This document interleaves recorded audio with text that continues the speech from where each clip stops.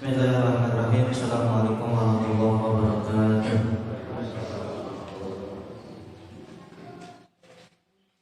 Innal hamdalillah nahmaduhu wa nasta'inuhu wa nastaghfiruh wa na'udzu billahi min shururi anfusina wa min sayyiati a'malina.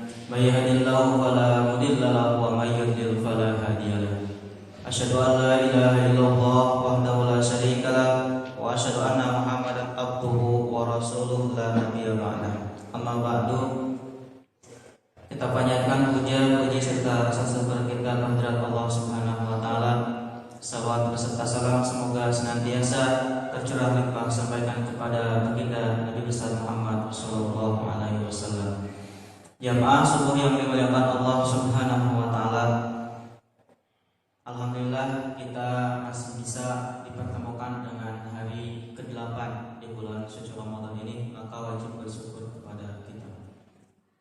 Pada kesempatan subuh kali ini mudah-mudahan kita berada dalam barokahnya Allah Subhanahu wa taala, dalam perlindungannya Allah Subhanahu wa taala. Amin ya Allah ya rabbal alamin.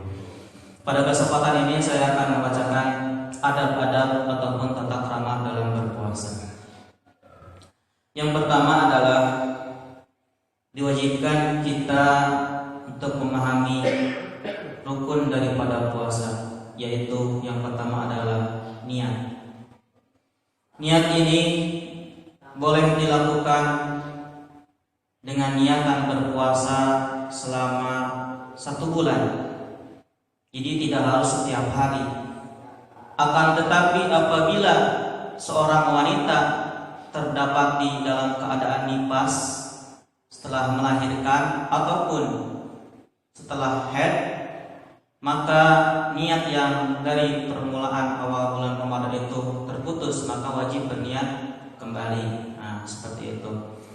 Tapi disunahkan bagi kita, dianjurkan agar tidak lupa mungkin setelah sholat tarawih kita melaksanakan atau berniat puasa, karena dalam keterangannya apa yang disabdakan oleh Rasulullah SAW, la siyama liman lam yubayyitis siyama bil laili. Tidak sah puasa seseorang yang tidak berniat puasa di malam hari.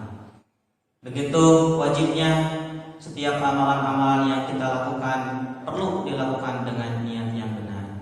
Nah, agar tidak lupa mungkin kita niat setelah sholat tarawih itu lebih baik seperti itu daripada kita tidak niat sama sekali. Yang kedua adalah imsak. Imsak itu artinya menahan, menjauhi dari hal-hal baik itu makan, minum ataupun hal yang lainnya yang mampu atau dapat membatalkan ibadah puasa. Seperti halnya mencela, berburuk sangka, fitnah dan lain sebagainya. Nanti ada dalam keterangannya.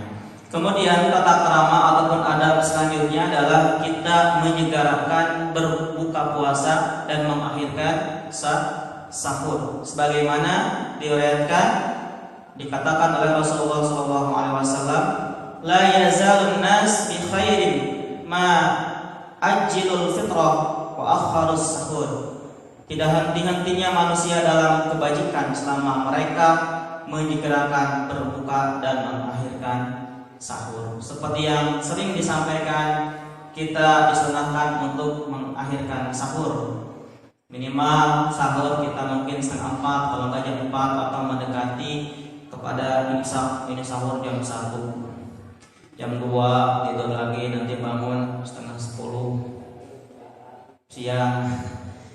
Banyak sekali amalan-amalan yang akan tertinggal, maka disunahkan kita, dan kita disunahkan juga untuk segera berbuka. Nah, ini banyak perbedaan yang jadwal imsak ya di Sukabumi ini khususnya. Yang menyebar itu ada yang jam 7.49, ada yang jam 7.53. Itu yang benar adalah yang disampaikan dari Badan Hisab dan Ruqyah. Ya, itu yang paling betul, ya, seperti itu. Ma'asyiral muslimin rahimakumullah. Kemudian tata krama selanjutnya adalah kita menghindari mencela ataupun bersangka buruk kepada orang lain. Seperti apa yang dikatakan dalam hadis Rasulullah SAW, man lam yada qaula zur wal amala bihi falaisa lillahi hajatun fi ayyada'a ta'amahu wa syarabahu. Barang siapa tidak dapat meninggalkan ucapan dan tindak tanduk yang buruk, maka Allah tidak butuh dengan puasanya yang meninggalkan makan dan minumnya. Dalam hadis yang lain banyak sekali dikatakan, banyak sekali orang yang melakukan ibadah puasa akan tetapi tidak mendapatkan pahala sedikit pun dari Allah Subhanahu wa taala, kecuali hanya menahan lapar dan haus saja. Maka naudzubillah, mudah-mudahan saum kita dijauhkan dari saum yang tersebut. Kemudian apalagi, idza kana yaumu saumi ahadikum fala yarqus wala yaskhar fa in sabahu ahadun aw qatalahu falyaqul inni shaim.